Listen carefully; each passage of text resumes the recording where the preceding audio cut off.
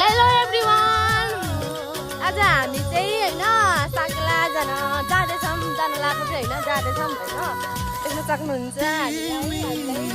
hello बाटो देख्न सक्नुहुन्छ हाम्रो साकेला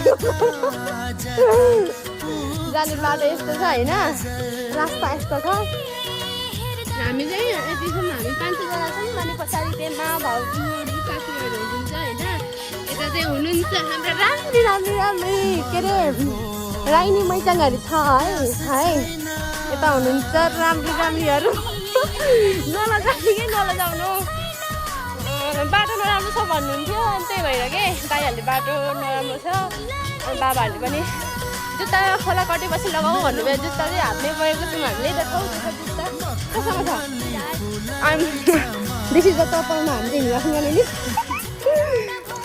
साथीहरू हामी चाहिँ खोला आइपुग्यो हिजो बाटो एकदम अप्ठ्यारो छ भन्थ्यो यहाँनिर भन्नुहुन्थ्यो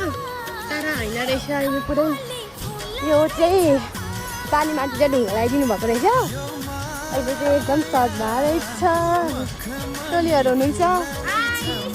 पतिर पनि हुनुहुन्छ अनि म यहाँ छु होइन भ्लगहरू भनौँ कि टिकटकहरू भनौँ यस्तो छ होइन तर यस्तो छ यो चाहिँ होइन गाडी नै फसेको भन्छ होइन है तपाईँलाई लगाएको कि हामी चाहिँ